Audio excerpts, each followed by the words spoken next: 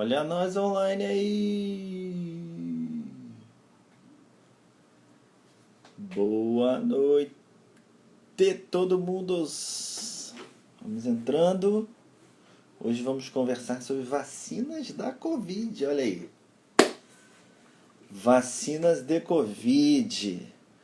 Vamos falar de modelos diferentes de vacinas. Para conversar sobre isso, chamamos hoje a professora Silvia, professora do nosso departamento, professora de virologia, logicamente, lá do nosso departamento. Tá bom? Professora titular, não é reserva que nem eu não. Vamos entrar, esperando o Silvio entrar. Não temos novidades via Conecta Micro. Tá? Ainda não temos live nem palestra marcada semana que vem. Vamos organizar isso. Webinar provavelmente na outra semana, não semana que vem, na outra. Em breve teremos novidades. E a live a gente vai avisando vocês por aqui. Daqui a pouco a gente faz alguma divulgação. Matheus ganhou o sorteio. Matheus ganhou o sorteio. Em breve vai receber. Olá, gente. Estou tentando responder a todo mundo. Andréia, Renata. Silvia já entrou. Daqui a pouco vou chamar ela. Matheus ganhou o sorteio. Matheus também, né? Comentou loucamente. Teve um dia que meu celular aqui era só Matheus comentando no post. Mas enfim, valeu a pena, ganhou. Em breve estará aí sua salmonela. Tá? Sem mais delongas, vou chamar Silvia pra gente já começar a bater nosso papo, porque hoje o assunto vai dar o que falar. Todo mundo vai querer conversar sobre. Vamos falar de vacina, essa agonia que todo mundo tá. Então já estou chamando Silvia. Cadê Silvia? Calma, tá entrando. Ó a Silvia aí, ó. Pronto. Boa noite. Tentando aqui, cadê Silvia? Estamos aí, Silvia. Primeiro, muito obrigado por ter tentado vir bater esse papo aqui com a gente. Esse papo descontraído, tá? Às vezes, quando eles mandam umas perguntas, eu sempre aviso que, assim, ainda mais sobre o Covid. Que o que a gente fala Imagina. hoje, eu sempre faço a ressalva. O que a gente falar hoje é capaz de amanhã sair um artigo falando que a gente está errado. Exatamente. Anda um pouquinho complicado. E tudo que eu falo hoje já está meio antigo também, né? É a lindeza da ciência em real time, como a gente está falando, né? Foi aí, ó. Então, para a gente já começar sobre esse papo de vacina, para dar tempo da gente conversar sobre tudo, até porque já te avisando, 1 hora o Instagram, puf. Errado. Mas se a gente não ele encerra. Mas também se a gente não tiver acabado, a gente avisa o povo e volta. Organiza e volta. Então, assim, hoje a gente vai conversar sobre vacinas, né? E aí eu queria perguntar para você, o que a gente tem, para dar uma atualizada para o povo aí, o que a gente tem de modelos de vacina em fabricação hoje? A gente sabe que tem mais de 170 estudos com vacinas para corona aí no mundo, né? Eu queria que você desse para a gente um panorama aí do que o povo tem feito na tentativa de desenvolver essa vacina. Bom, hoje a gente já está, Bruno, com quase 300 estudos. É impressionante. Né? Já vi, estava em 180 e eu já achava assim, que isso? Isso. A última atualização boa mesmo já estava em 255, mas aí já me passaram que está chegando nos 300. O que, na verdade, hoje a gente está testando todas as plataformas, né? Eu acho que é uma doença tão complicada que está todo mundo correndo, estudando todas as maneiras possíveis de fazer uma vacina. E a gente tem 3 modelos hoje que estão mais avançados, né? Uma vacina mais tradicional, que é uma vacina inativada, que é essa vacina chinesa, Sinovac, né? Está sendo trazida para produção aqui no Butantan. E a gente tem também uma plataforma muito interessante de produção de vacina de vetor, né? Onde eu uso um outro vírus, né? Para servir como um transporte de alguns pedacinhos do coronavírus para dentro das nossas células, para que o nosso sistema imunológico consiga enxergar e produzir uma resposta. Então, esses vetores virais, por exemplo, estão na vacina russa e na vacina inglesa, né? Então, são modelos que já foram usados em animais, em humanos a gente nunca usou essa forma de fazer prevenção por vacina, então é muita coisa para ser estudada, né? E o terceiro modelo que também está bem falado é um modelo de vacina de RNA, que também é um modelo de nanotecnologia. A gente já falava muito de vacina de DNA, mas elas continuavam ainda sempre em testes de fase 1 ou pré-clínicos, sempre muito inicial, né? E hoje a gente já fala em conseguir inocular alguns genomas virais direto dentro das nossas células, para que elas formem, né, pedaços dos vírus e a gente responda. Então essa é a plataforma de uma empresa chamada Moderna, que é americana, né, que está sendo feito estudo lá nos Estados Unidos, por enquanto. Eu acho que essas são as 3 mais comuns, mais adiantadas também. Adiantadas, né? Aproveitar que você falou aí um pouco de fase 1, fase 2, queria que você de repente desse uma normatizada pra gente também. Qual é esse caminho, fase 1, fase 2, que a gente às vezes, para quem não está acompanhando, né, fica ouvindo na Globo News. Não, porque a vacina está em fase 2. Mas o que significa estar em fase 2, meu Deus, fase 1? O povo Então, quer saber. assim, mais ou menos, a gente quando começa a desenvolver uma vacina, a gente começa com um modelo laboratorial, né? Pode ser em cultura de célula, em seguida a gente vai para camundongos ou outros animais de modelo, e esses são os testes que a gente chama de pré-clínicos, né? Então você vê se está tudo funcionando, se por exemplo, um chimpanzé, um primata não humano, né, é capaz de responder e se ele não adoece com a vacina. Aí, quando entra no estágio de estudo em humanos, a gente tem 4 fases. Numa primeira, a gente vacina pouquinha gente, só para ver se a vacina não vai fazer mal. É só estudo de segurança. Na segunda fase, a gente aumenta o número de pessoas e começa a acumular alguns dados sobre a eficácia, né, na prevenção. Na fase 3, isso aumenta ainda mais, supostamente a segurança já está resolvida, ela vai poder ser usada, e a gente agora vai ver se ela funciona para proteger, né? E aí é um estudo já bem maior, até a fase 4, quando você vai trabalhar já com populações, 30 mil pessoas, 40 mil pessoas. Então são todas essas fases até chegar no mercado. E de fato isso demorava 10 anos, 12 anos, pré-clínico pode demorar muito tempo também, né? Mas o coronavírus ele está correndo muito. Então a gente está aí... Toda, né?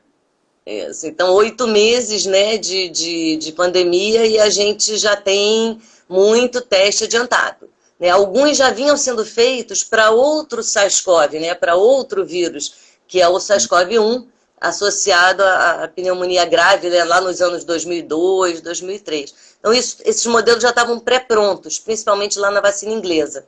Então, a gente pulou a parte de segurança, né, já. Aí adiantou bastante, né? Então, respondi mais ou menos a pergunta? Não, é isso. Acho que. Então, assim, as duas que. Pra gente falar das duas que estão no Brasil, que é que o povo está mais curioso. As duas que estão no Brasil estão na fase 2 ou fase 3? Já fase 3, né? Que é quando você já vai. Isso. Então, só aqui no Brasil são 9 mil pessoas. Da China, né? É, a da chinesa. Na China são mais 30 mil. Eles estão em vários países. A inglesa, a mesma coisa. Tiveram ou estão em surto ainda? Tiveram. Exatamente. Os que estão bem ativos, né? E hoje a gente tem uma inovação bem legal também, porque enquanto vão sendo feitas as últimas 2 fases, né? Por exemplo, lá em Biomanguinhos, né, que comprou essa tecnologia para a produção da vacina vetorial inglesa, de Oxford, eles estão começando a produção, adaptando tudo para produzir a vacina, mesmo antes de saber se ela funciona bem.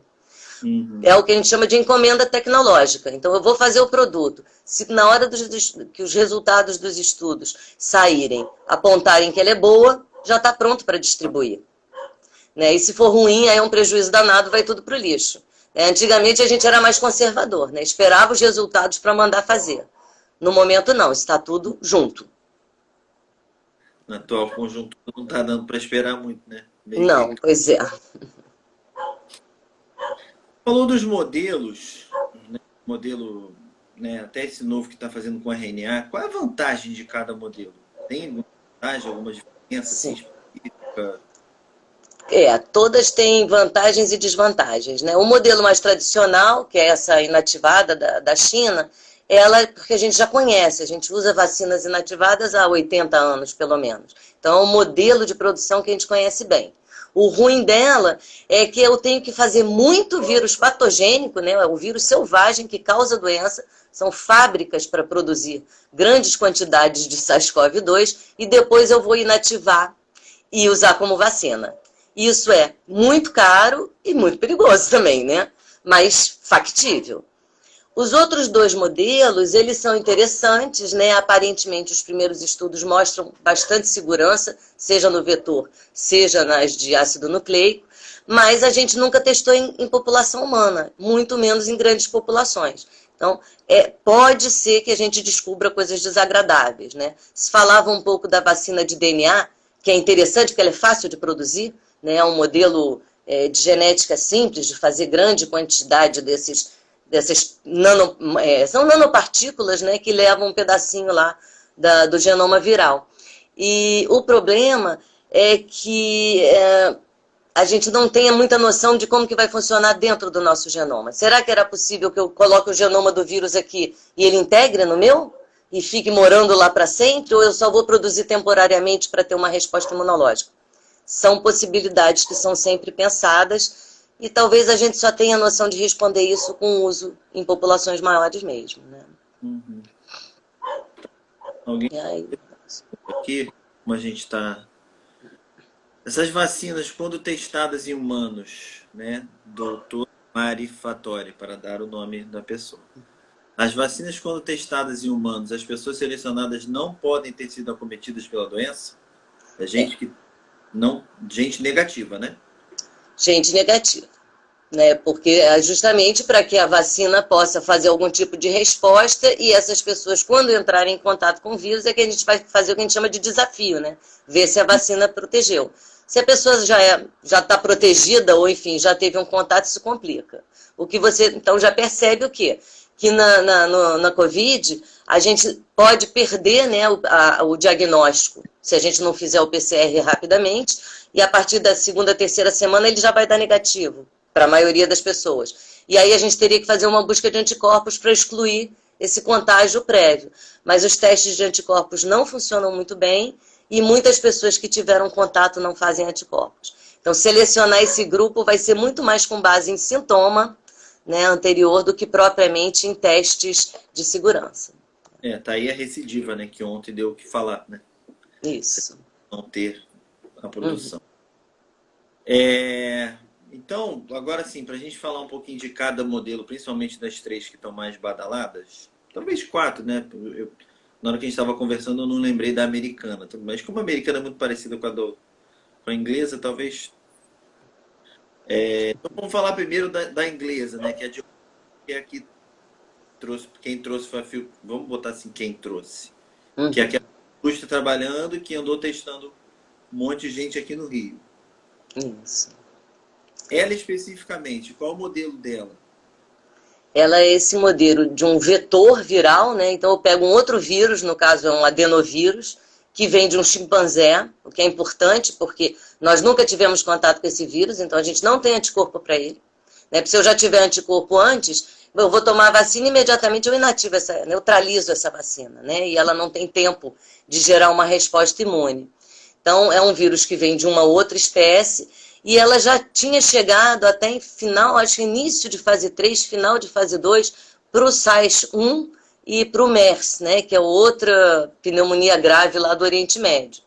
E ela tem, então, como modelo um vetor não replicante. O que é isso? Esse vírus do chimpanzé, ele é mexido no laboratório e a gente joga fora uns pedaços dele. Até para fazer caber os pedaços do coronavírus que a gente quer botar dentro da nossa célula. Então, ele é capaz de ligar e entrar na minha célula, esse vetor. Mas ele não se multiplica. Ele é mais mesmo um delivery. Ele chega lá e joga o genoma do vírus dentro da minha célula, né? O dele e o do coronavírus que me interessa. Então, é um modelo seguro, mas é um modelo provavelmente pouco imunogênico, que a gente fala, porque não existe uma amplificação, né, desse material para estimular a resposta imune. Então, acho que isso é importante. De quantas doses vai preconizar? Eles estão falando em 2 doses e isso pode ser um problema. Porque se eu já tomei uma vacina para esse adeno, meu corpo já viu esses antígenos. Pode ser que na segunda dose, os meus anticorpos contra o vetor sejam mais eficientes do que a capacidade do vírus deixar mais uma vez um pouquinho do SARS-CoV dentro da minha célula, né? Então, não sabemos como vai funcionar. E aí que entra... Seria pegar um vírus bem não antigênico, né?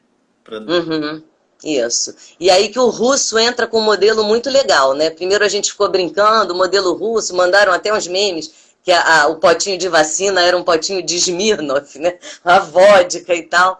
Então fui tentar dar uma estudada, realmente. Adorei o nome da vacina. Adorei Sputnik. A Sputnik é maravilhoso.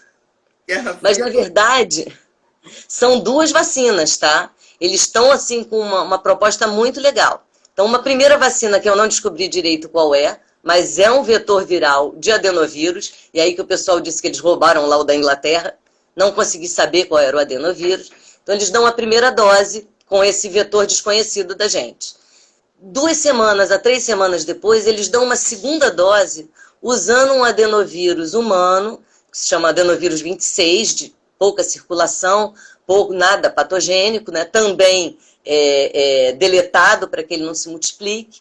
E isso parece muito interessante, porque se havia o risco de na segunda dose eu fazer anticorpo para o vetor e não para o SARS-CoV, com essa proposta de 2 vacinas em uma, talvez a gente conseguisse escapar dessa imunização errada, né? Para o vetor e não para o SARS-CoV.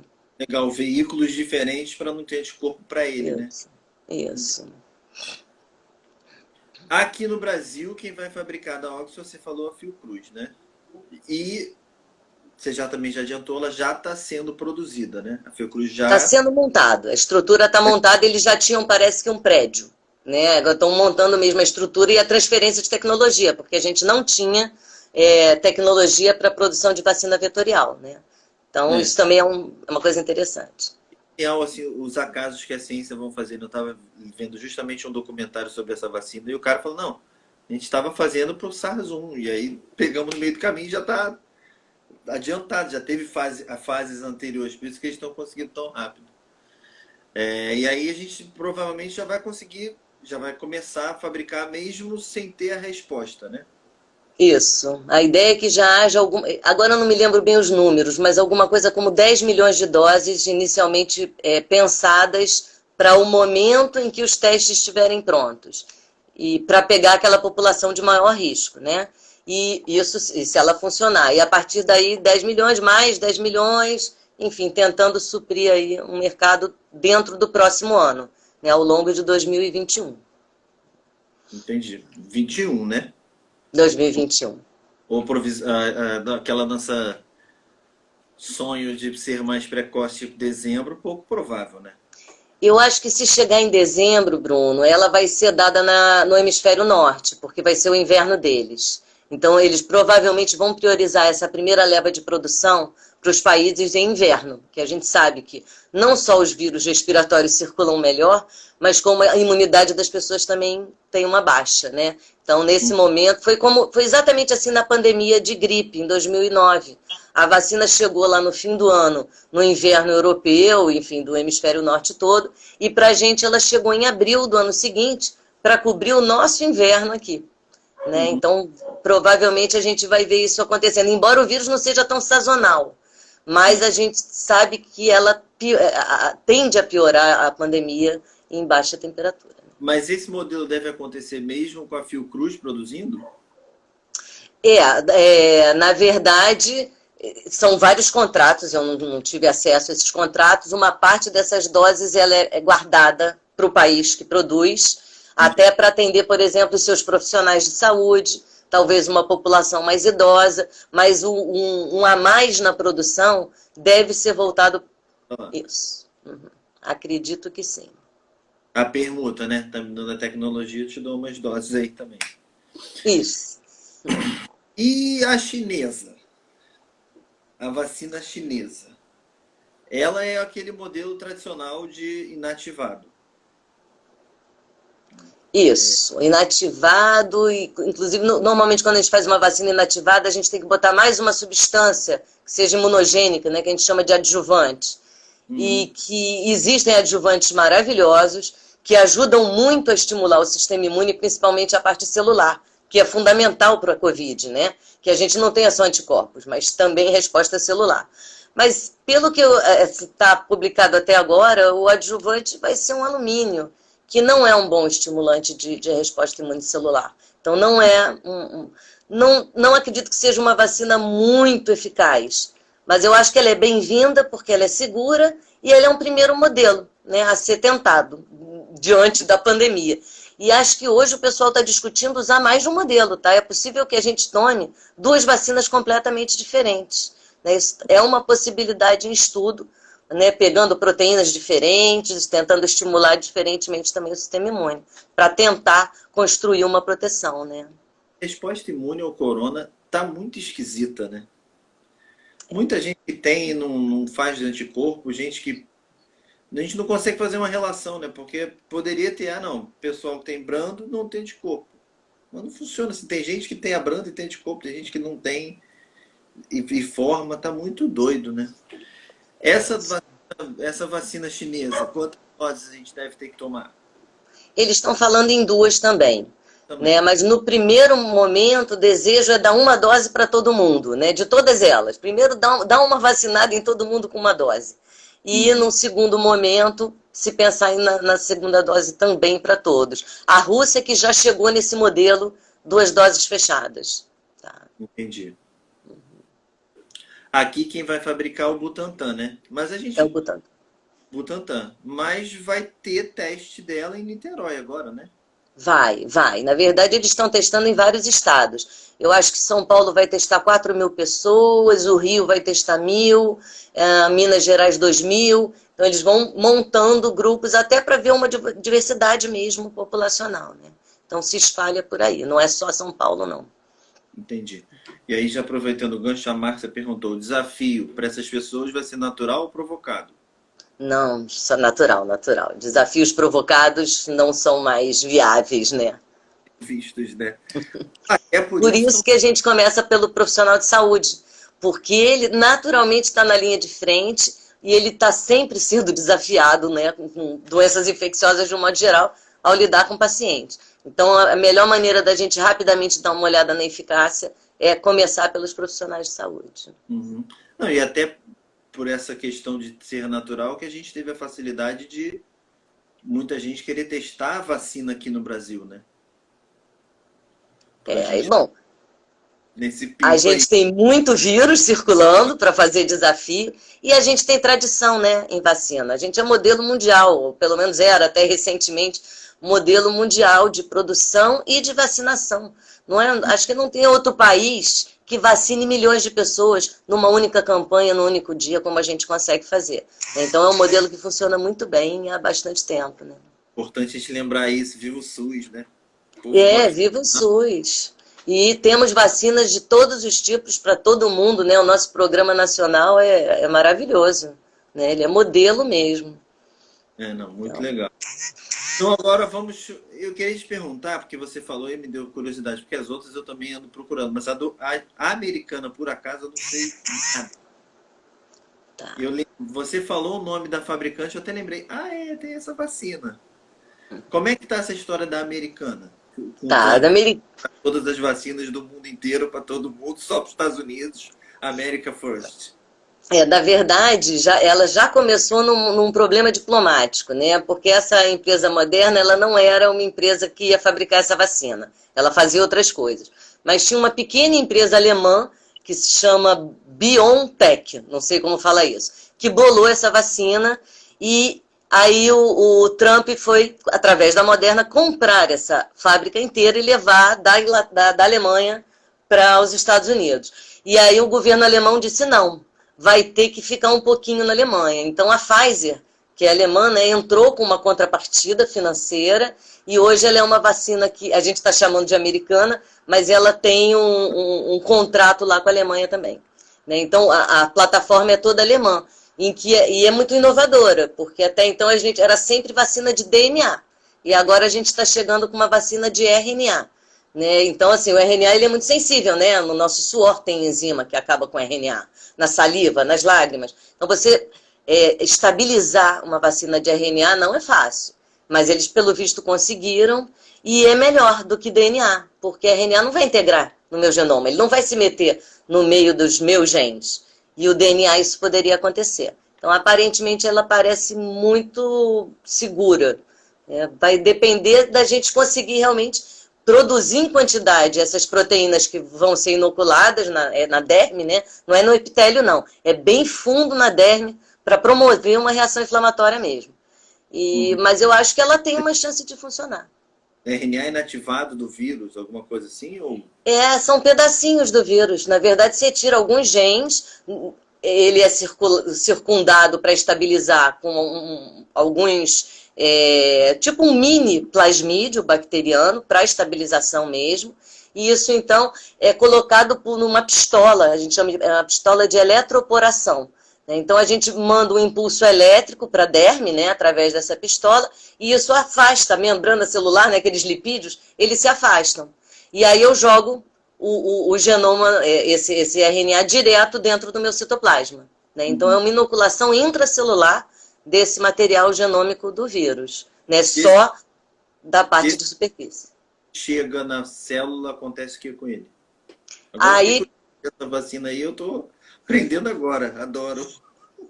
Ele é um RNA que vai acompanhado de um promotor forte, né? Como a gente fala em genética. Então, ele é imediatamente, chegando no meu citoplasma, os meus ribossomos já são capazes de pegar e transformar em proteína. E essas proteínas são as proteínas da superfície do SARS-CoV-2. Então, eu faço uma grande quantidade de proteínas, algumas vão aparecer na superfície da minha célula, né? Porque são proteínas de expressão, né, junto das membranas, e aí o meu sistema imune vai poder ler isso e fazer uma resposta. Uma resposta provavelmente, a ideia é que seja tanto humoral quanto celular, uma vez que a gente não vai ter nem vírus circulante, né? Porque a gente vai ter uma célula apresentando aquilo e talvez isso atraia linfócitos para uma resposta celular mais completa. Mas genial, mas nunca usamos, né? Nem veterinária, nem na veterinária. Nunca, né? Vamos é uma novidade. As nossas mesmo, né? Nossa, não, mas agora adorei essa vacina. Essa eu não conhecia, não. Ah lá, estão começando testes grandes lá já também. Confesso que a gente vai cansando ao longo da pandemia. Também não tinha me atentado ao detalhe da vacina russa de um adenovírus na primeira e no segundo, que também é uma ideia bem genial, né? Para evitar o problema. Bem legal. Não, mas não tá fácil de achar, não. Deu um trabalhinho descobrir, porque eles não publicam nada. Né? Não à toa foram acusados de pegar a tecnologia por aí, né? De roubar. Isso. E o Putin está falando que em outubro vacina todo mundo. Em outubro ele vacina todo mundo. Provavelmente ele vai atropelar as fases, né? A fase 4 dele vai ser com a população russa inteira. Deus me livre, né? Mas, enfim, a gente também está atropelando um pouco. O Putin vai juntar a fase 3 com a fase 4, já vai tudo. Isso, eu acho que sim. Mais algo. O que eu achei interessante nessa pandemia do corona é que a gente andou num momento aí há um tempo atrás, por incrível que pareça, na minha cabeça, muito por incrível que pareça, tendo problemas em convencer as pessoas a se vacinarem. Né? Então, para mim, a pandemia do coronavírus serviu muito para mostrar para as pessoas assim, tá, você não quer um mundo sem vacina? Tá aí, é esse. Né? Queria que você comentasse um pouco sobre isso, assim, da importância de vacina, esse mundo sem vacina que a gente está vendo aí. Infelizmente, aí, os últimos 5 anos, né, principalmente depois de 2015, é um fenômeno mundial, né, de queda de vacinação. O Brasil não ficou atrás, todo o nosso programa ficou super comprometido. E até a gente lá na UF, né, tem um grupo de professores do Biomédico e do Hospital Antônio Pedro, que a gente fez um projeto de extensão para levar para os estudantes da área de saúde e também para os estudantes das escolas essa questão da vacinação. Né? Se os pais não estão levando os seus filhos, então vamos para outra geração. Vamos para os jovens, que agora vão ser os donos das próprias carteiras de vacinação, e profissional de saúde principalmente, né? Porque não só ele está mais exposto, como ele também é o cara que ensina os outros, né? Ele pede as vacinas. E a gente está vendo que realmente muitos estudantes não estavam em dia nas suas carteiras de vacinação, E eles, às vezes, a pessoa nem tem nada contra a vacinação, mas a gente não escuta mais falar das doenças, então parece que elas não existem. E aí se deixa sempre para depois, né? Então o projeto é isso, olha, por que a gente não tem mais coqueluche, não tem mais difteria, não se morre mais de sarampo? Porque a gente era vacinado. Sarampo para provar isso, né? Isso. Esquecida, ali.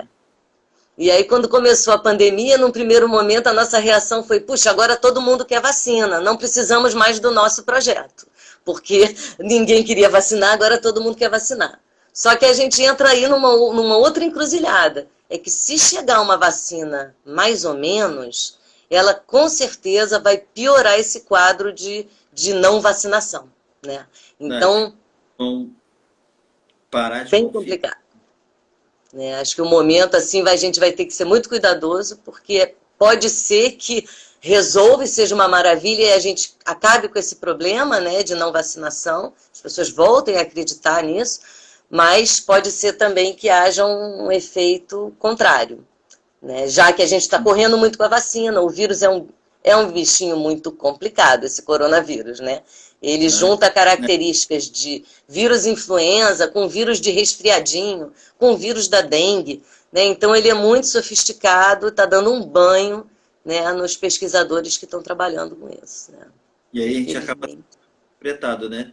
A gente fala um negócio, depois de... Tá vendo aí a OMS que falou para não usar máscara, agora tá querendo que eu use máscara. Mas é isso, a gente está pesquisando durante. Né? Deixa eu atualizar aqui que hoje o povo animou de fazer pergunta. Rebeca, existem resultados sobre a geração de resposta imune para alguma vacina? Já tem algum resultado? Tem. Já para várias, mas esses estudos mais iniciais que já foram publicados, né? De um modo geral, é assim, IgG aparentemente está tendo uma virada aí, uma resposta de praticamente 100% de soroconversão, quer dizer, a gente faz um anticorpo que seria duradouro para a chinesa e para a inglesa, tá? A russa não sei nada, a americana eu acho que está começando agora a fase de teste em pessoas. Mas tem uma boa resposta. Eles veem menos resposta de IgM, né, que é um anticorpo mais rápido e para infecções mais agudas, e mais baixa também de IgA, né, que também é um anticorpo importante. Mas o basicão, elas estão respondendo bem. A questão é que agora chegou esse conhecimento que muita gente não usa o caminho do anticorpo para ficar protegido, enfim. Então, será que uma vacina que é boa de anticorpo vai ser boa mesmo? Né? E por que a gente fala isso? Porque no caso da dengue, se eu tenho um anticorpo vacinal e eu entro em contato com o vírus da dengue, eu posso ter um quadro até pior. Então, isso aconteceu com a SARS-1. Né? Então, pessoas que foram vacinadas num primeiro modelo, elas quando pegaram, só que foram muito poucas pessoas, acho que foram 8 pessoas e acabou a pandemia de SARS.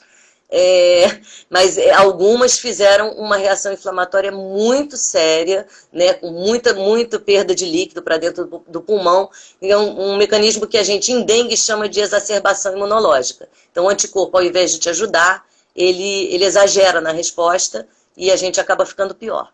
Isso é um risco. Aparentemente, na SARS isso era mais óbvio, não está sendo visto tanto essa possibilidade nas nossas reinfecções, né, nos pouquinhos casos que a gente está vendo de reinfecção. Parece que o quadro não é mais severo, o que já dá um certo descanso. Menos mal, né? Uma notícia boa, né? Também, Rebeca de novo, também vi a possibilidade de conjugar, mas isso você falou, de conjugação da vacina de Oxford com a vacina do Butantan, que é inativada. Isso. E aí que vão ter estímulos diferentes, tem uma chance de estímulo maior. Tem assim, eu acho que no momento vai ser chute, né? Porque ainda não tem estudo para isso. Mas tem algum chute embasado de quanto tempo vai durar a imunização da vacina? Ou isso ainda é muito incipiente para a gente ter noção? Tá, olha, não, para inativada a gente tem uma noção porque a gente conhece bem, né? E aí provavelmente está se aventando até a possibilidade de fazer uma conjugação com a vacina da gripe. Né? Inclusive o pessoal da Fiocruz está trabalhando nisso. Uma vacina anual. De virar vacina da gripe. Isso. E lá no sudeste da Ásia, eles estão trabalhando conjugar o SARS-1 e o SARS-2. Né? Porque com medo dessa reemergência, talvez vários coronavírus numa mesma vacina gerem um pool de anticorpos que pode proteger contra outros que ainda nem apareceram. Né? Isso. Entendi. Né? Também tem isso nessa uma possibilidade. Né? Entendi. Seu querido orientado Charbel, eu acho que é o Charbel, CM Cury, deve ser ele. Isso, é o próprio. É, Boa né? noite, Charbel. Já veio te chamar aqui de Jedi. Ele... A OMS, pergunta ele para você, a OMS não deveria ter uma vacina de retaguarda pronta depois do SARS-CoV-1 e do MERS? Será que a gente não poderia ter, tipo assim, pô, deu essa M. Vamos deixar a vacininha pronta para esse bicho aqui, vai que ele volta ou vai que vem alguém parecido? Isso. Atualmente está todo mundo pensando nisso, né? Por que nós não continuamos os estudos? Porque já tinham estudos dessas vacinas de SARS e MERS em fase 2, entrando em fase 3.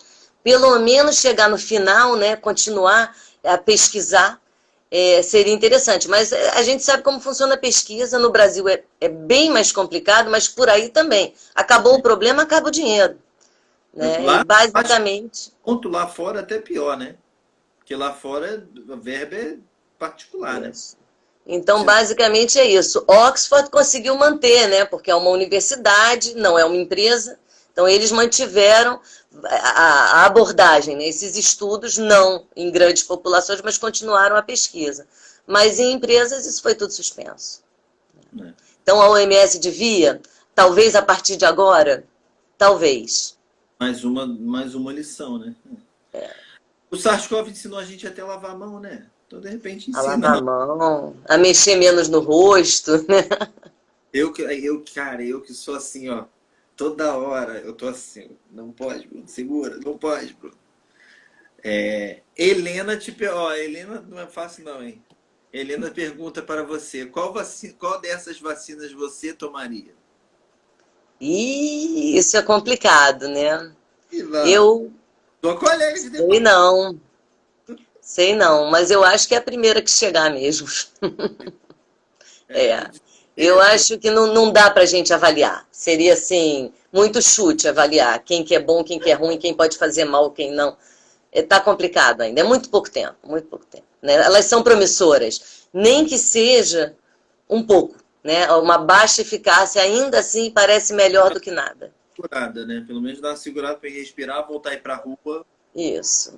Segura, nem que seja daqui a 3 meses ver uma nova vacina.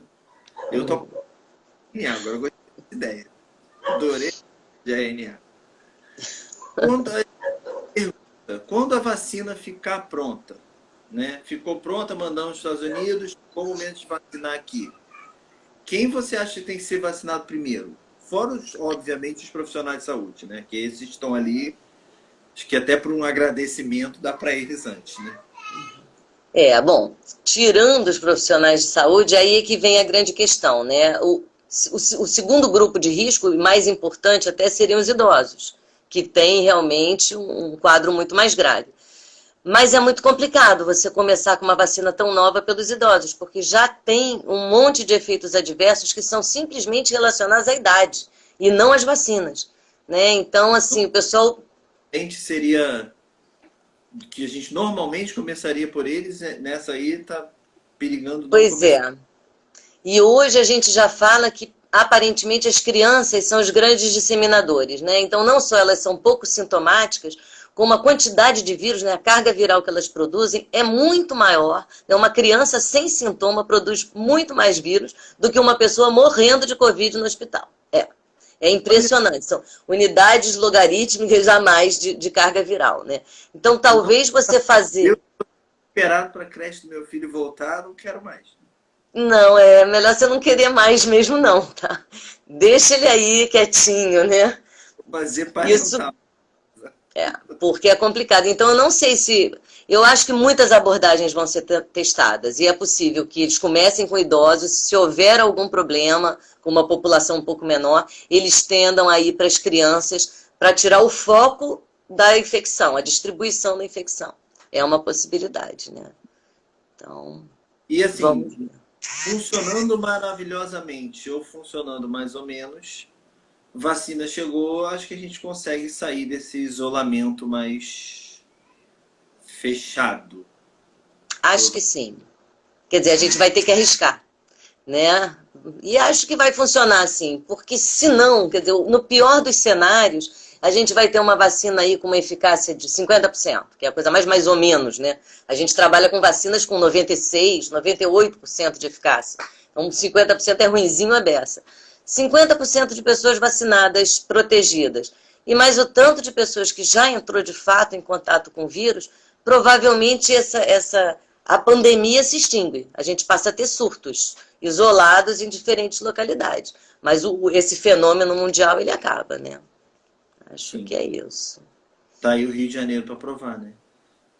Por incrível que pareça. Embora agora dias voltou a subir, né? Sempre a gente tem um delay, né? A exposição, a contaminação e o aparecimento dos sintomas e mortes. Em torno de 3 semanas que a pessoa leva até chegar ao óbito, né? Então tem que esperar um pouquinho, mas aparentemente realmente funcionou. Quem saiu na flexibilização agora parece que já estava na rua antes. Não mudou muito o perfil. Isso vem sendo discutido pra caramba, inclusive. Por que não aumentou, né, no Rio? E provavelmente é isso. Outro dia eu estava lendo até uma matéria de uma pesquisadora, uma biomatemática, adorei esse nome também, que falando que ela não descarta até ter tido imunidade de rebanho aqui, né? Mas assim, a gente, né, que trabalha com isso, eu não gosto nem de usar a palavra imunidade de É, rebanho, é, porque ele é um conceito para vacina, né? É quanto que a gente tem que vacinar e proteger uma população para que pessoas que não podem se vacinar fiquem protegidas. Né? Então você faz a imunidade de grupo, que eu acho mais simpático, né? Você cerca, o né? veterinário, né? Ato falho, né? Pois é, rebanho para os rebanhos, né? Volta o rebanho, não tem problema. Então, se apossar desse nome, desse conceito, né, para dizer que uma infecção que está matando pessoas vai dar imunidade de quê? De proteção de rebanho, assim, é um conceito que acabou ficando todo truncado, né? A gente que trabalha mais perto disso não gosta muito, não. A É. ideia é que sempre a gente pense nesse grupo como um grupo de proteção, de vacinação, e não os azarados que já tiveram, aqueles que já até morreram, né? Não faz muito sentido. Agora, saber o tanto que esse vírus precisa circular para causar um surto, pode ser que seja menos, né? A gente estava falando antes em 80%, depois veio para 70%, depois veio para 60%. E por que algumas pessoas estão fazendo esse chutezinho aí do 20%? Porque isso aconteceu com a catapora. Embora a catapora, né, seja um vírus disseminado na população humana toda. Mas quando a gente começou a vacinar de catapora, a gente só tinha vacina em clínica particular. Era pago. Então, pouquíssimas crianças foram vacinadas, né? Então, teoricamente, aquilo ali não ia impedir as epidemias de catapora que acontecem assim de 4 em 4 anos. Mas não teve mais. A epidemia de catapora acabou no Brasil, com uma vacinação muito pequena. Agora, as crianças já recebem de graça no posto, né, nos últimos anos. Mas eu acho que foi a partir de 2014. E a gente não tem epidemia de catapora desde 2002, sei lá.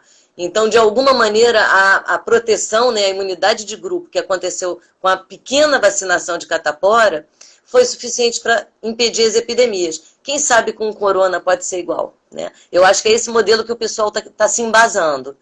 Mas é um modelo complicado, né? Porque catapora é um vírus de DNA, é um herpes, né? Convive muito bem dentro do meu corpo. É muito diferente de um vírus que causa um quadro tão agudo e passageiro, né, e transitório como o corona, né? Vamos ver, vamos descobrir. É. Você acha que vai ter alguma contraindicação da vacina? Algum grupo, alguma pessoa que assim, não pode, você não pode tomar? Tem alguma coisa sobre isso? Por enquanto, quer dizer, elas todas, esses modelos, Bruno, na verdade, por enquanto eu não vejo grandes grupos de risco, não, porque a gente não está trabalhando com vacinas vivas, né, de vírus vivos. Né? E mesmo os vetores que estão sendo usados, eles não replicam. Então, o grande problema, né, os grandes riscos maiores de uma vacina é quando o vírus multiplica dentro da gente. Então, se eu vivo com HIV e tenho uma imunodepressão e tomo uma vacina de um vírus atenuado, ele não causa doença numa pessoa saudável, mas em quem tem HIV, talvez mesmo atenuado ele seja capaz de causar doença. Então, para gestantes, imunodeprimidos, a gente não usa vacinas atenuadas. Mas até agora essas plataformas não trabalham com atenuação, né? Então é só pedacinhos de vírus ou vírus totalmente inativado. Então, assim, talvez pessoas com doença autoimune, é a única coisa que me passa pela cabeça, porque cada vacina é uma grande quantidade de antígeno, e isso dá uma desequilibrada no sistema imunológico. Às vezes a gente responde meio forte. Então, pessoas que já têm essa hipersensibilidade, essa resposta exagerada, né? E se manifesta por várias doenças autoimunes, talvez tenha que se tomar cuidado ao tentar trabalhar com esse grupo, né? Provavelmente vai ser um estudo à parte. Os outros, não saberia dizer. Por exemplo, algumas vacinas a gente sabe que tem problema para grávida. Essa parece não. Não, né? Se não está replicando, porque a grávida ela fica imunodeprimida, né? Ela vai suprimindo ao longo da gestação para não expulsar o bebê, né? Ela faz aquela imunodepressão. E que se parece um pouquinho com uma imunodepressão que pode ser genética ou pode ser viral, né? No caso lá do HIV. Então a gente também não gosta de usar nada atenuado. Mas não sendo atenuado, e a gente sabe que gestante está sendo um grupo de risco, né? Talvez elas não sejam poupadas, não. Acho que a gente vai tentar vacinar gestante, sim. Uhum. Não, né? Ó, você vê nesse modelo aí que você falou de eficácia, né? Ricardo está comentando aqui que a vacina para malária tem 36% de eficácia e estão usando na África. Pois é. Controle, por exemplo, né? Então, às vezes, numa atual conjuntura que a gente está, por pior que ela seja, ela é melhor do que nada, né? Exatamente. Então, 36%, se você botar aí 1 milhão de mortes por malária todo ano, puxa, quanta gente eu vou salvar, né? Por mais que não funcione tão bem assim. Então, acaba que a gente vai ter que reavaliar todos os nossos parâmetros, né? Do que é risco, do que é benefício. Complicado, né? É um desafio mesmo. Uhum. Agora você vê. Eu estava com uma pergunta na ponta da língua, agora está me faltando. Deixa eu te perguntar então sobre o. Queria que você comentasse um pouco sobre assim, o quanto a gente está conseguindo responder de forma rápida, né? Para a gente dar uma valorizada aí no nosso SUS, né? Que está ajudando bastante, e também na tal pesquisa brasileira que o povo gosta tanto de bater, né? Pois é. Então, assim, infelizmente, a gente está respondendo bastante bem, e para variar, são os nossos institutos públicos de pesquisa, são as nossas faculdades públicas também que estão dando essas respostas, né? Mas a gente já vinha meio combalido, né? Desde 2015 os recursos foram secando, então nos pegou num momento bastante ruim para dar essa resposta mais rápida. Mas é isso, é muito instigante, quem gosta do que faz está correndo atrás, né? E a gente vai correr atrás. Tô brincando com os meus aqui da bactéria que a gente vai ter que botar no título do projeto, assim. Na era Covid. Na era Covid, que o mundo vai ser pré e pós-Covid. E eu acho que o mundo tá mostrando também umas coisas bem legais, apesar dos nossos políticos aí do mundo inteiro fazerem um trabalho contra, as organizações de pesquisa, os institutos, está todo mundo trabalhando muito junto. E é por isso que está funcionando tão bem, né? Esses testes em vários países, os estudos clínicos também dos medicamentos, né? Rodando ao mesmo tempo no mundo inteiro, né? Então tem uma rede de informação aí que é uma coisa inédita, que está muito legal. Impressionante. Bom, Silvio, eu acho que assim, ó, pro que a gente tinha programado, a gente conseguiu falar bem e trouxe um monte de informação, né? Por exemplo, eu acabei de aprender sobre crianças, não sabia. Inclusive, estava com a informação antiga, que a criança não é tão problemática. Uhum. Né? Tempo atrás, é a história do coronavírus, a gente todo dia, né? Semana passada. Não, criança não transmite, então não tem porquê, não tem problema. Agora tá aí, ó. Mas eu brinco que assim, no final, se aparecer alguma pergunta, logicamente a gente faz. Mas eu brinco que no finalzinho da live, eu gosto de fazer meu momento talk show. Meu momento Fábio Porchat. Ok. né? Que eu faço umas perguntinhas assim, são bobas, não precisa ficar com medo, não. A primeira coisa que eu gosto de perguntar para todo mundo é se você não. Ah, não. A primeira é: a Silvia é professora pesquisadora ou pesquisadora professora? Hoje eu sou professora e pesquisadora. Já fui pesquisadora e professora, mas nos últimos anos, certamente, eu voltei minhas energias todas para aula, para dar aula, inclusive escapando da universidade também, né? Ficando nos nossos alunos, mas também indo para as escolas. Porque eu acho que está faltando informação, né? A gente recebe tanta fake news no nosso WhatsApp. Agora a gente está com um projeto que é pró-vacinação, em que a gente vai fazer uma enxurrada de Instagrams e memes e WhatsApps pró-vacina, né? Porque é isso, essa é a ideia, para tentar reverter. Mas diga lá, o que é mais? Se você não fosse professora pesquisadora ou pesquisadora professora, o que você seria? E o que eu seria? Ah, tá. Eu ia trabalhar com planta. Na verdade, eu antes de chegar na virologia, eu trabalhava com genética vegetal. E eu gosto em todos os sentidos, desde os florais, dos fitoterápicos, até também a parte de pesquisa mais fina. Acho que era alguma coisa com plantinha, viu? E o que você não seria de jeito nenhum? Ah, nada que envolva física e matemática, por favor. Matemática, tudo bem, é estatística, é epidemiologia. Mas foge da minha alçada mental. Eu tô com você. Se você tivesse que pensar assim, não, eu quero deixar uma resposta para o mundo. Uma conta, assim, sua conta, bom, agora eu fiz isso aqui, tá bom. O que seria? Tá. Bom, eu sou famosa por ser uma pessoa encrenqueira, né? Eu falo mal de um monte de vacinas e coisas, sou considerada meio encrenqueira. E eu acho que a mensagem era essa mesmo. A gente não pode acreditar. Mesmo quando está publicado numa revista, se a gente quer fazer pesquisa, a gente tem que estudar muito e ler tudo que existe antes da gente sair acreditando em um único artigo, em uma única matéria. Acho que a resposta é essa, gente, vamos estudar. Não vamos tratar a ciência, né, como se ela fosse uma religião, em que você lê um negócio e aquilo passa a ser uma verdade. Não existe verdade, não. A gente vai construindo um dia depois do outro. Acho que é isso aí, é botar um pouquinho de ceticismo nas pessoas. Tá muito bom. Exato. Nossa, você pegou a palavra agora que eu estava procurando, assim, ceticismo. Isso aí. Acho que é por aí. Pergunta aqui da Juliana Souza, deve ser Juliana Souza o nome dela. A questão da autoimunidade é só para quem faz uso de medicamento? É só para o quê? Só para quem faz o uso do medicamento, assim, o autoimune... Na verdade, quem está muito bem equilibrado, né? Tem pessoas que têm doença autoimune, mas a doença autoimune está totalmente equilibrada, controlada, a pessoa está medicada, está tudo bem. Isso, ok. O problema maior são as pessoas ou que não sabem que tem doença autoimune ou que não se tratam adequadamente, né? Por várias razões, porque o remédio é caro ou porque elas realmente esquecem de tomar, enfim, são mais relapsas.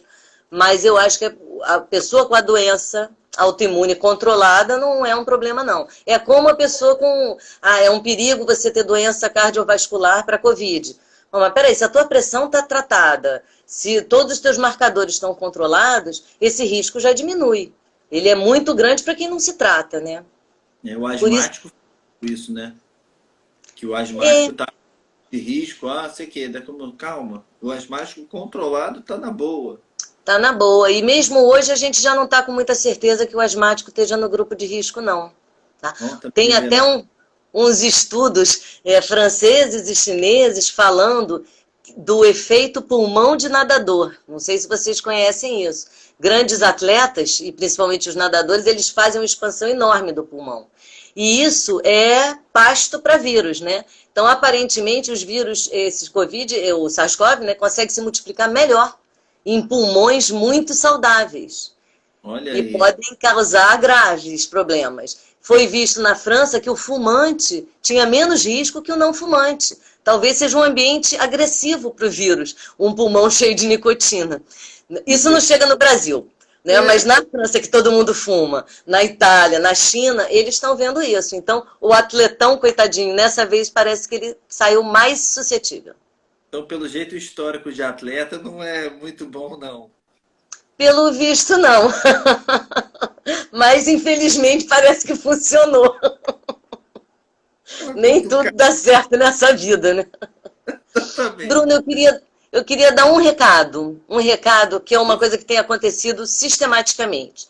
Muitas pessoas estão em casa, super de quarentena, fazendo aquele distanciamento, lavando tudo que é compra, usando álcool gel, máscara, água sanitária. E aí a pessoa esquece e pede um japonês, que é uma comida fria, que você não pode esquentar e o cara pode ter tossido no seu sushi. A pessoa pede uma torta da padaria, que não vai para o forno. Então tem pessoas que estão desinfetando as embalagens, mas tudo que é fresco, a gente não pode esquentar, a gente também não pode comprar agora não, né? Então tem várias pessoas que estão com suspeita de Covid, mas eu estou fazendo tudo certinho. Você está pedindo comida? É japonesa? É fria? Está tomando suco? Não pode tomar suco frio, só o que você faz. Comprar suco ali, desculpe, né, os donos de loja de suco, mas é isso, tem uma manipulação humana e não tem a possibilidade da gente ferver o suco e nem da gente jogar água sanitária nem álcool nele. Então ele é um fator de contaminação, que as pessoas não estão se tocando, né? É uma coisa de se tocar mesmo. Então, queria dar esse recado, porque muita gente está chegando para mim. Nacional. Não posso comer meu japonês da semana. Não vai comer. Eu tenho pena dos japoneses, vão falir. E a gente vai ter que aprender a fazer japonês em casa, pelo menos por enquanto. Para o peixe, lá vai fazer o sashimi. Mas, poxa, ó, fechamos com chave de ouro. Foi um belo... Porque é um negócio... Nem eu, microbiologista chato, time. Pois é. Coisas que a gente não se toca, né? Não se toca. Queijos e frios também. Sim, mas o queijo você ainda pode dar uma quarentenada nele, né? Deixa ele ali um pouquinho, uns 2 dias. Você pode até lavar o queijo, dependendo do queijo, né? E isso, e frios também. Se for fazer misto quente, aí ele esquenta. Isso, o melhor é esquentar, exatamente. Para que presunto frio? Então, presunto quente é melhor hoje. Ou então você deixou ele na geladeira lá uns 3 dias, né? Por favor, para garantir que ele acabe ali. Foi falar do japonês, já estão perguntando. Como é que eu vou pegar a Covid da comida japonesa? Comendo ou inalando? Sim, as nossas papilas gustativas, elas têm muitos receptores para coronavírus. E se a pessoa que fez aquele sushi estava com o vírus, as mãos, o nariz, a boca, está tudo transmitindo o vírus ali. Né? Então, aquela comida fresquinha, acabou de fazer, entregou na sua casa, você come, você pode ter vírus ativo ali e de cara ele vai encontrar um receptor na nossa língua. É muito rápido. Caraca, tá? Na língua ele consegue entrar. Isso.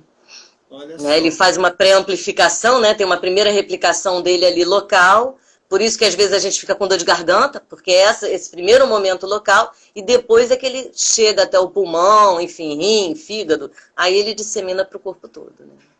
Sensacional. Não peçam japonês, não peçam sucos. Só hot. Vá para o micro-ondas para esquentar. E de preferência, chegou na sua casa, tá quente, mesmo assim, bota no micro-ondas. Isso. Silvia, queria te agradecer muito, foi muito legal. Ah, que bom, que bom. Não, é muito bom poder falar, né, para as pessoas e passar as coisas que a gente vai descobrindo quando estuda, né? Não é? Exatamente. Então, ó, beijo pra você, fique bem, cuide. E, gente, até semana que vem. Até semana que vem, Bruno. Obrigada. Obrigada pela oportunidade. Tchau, tchau.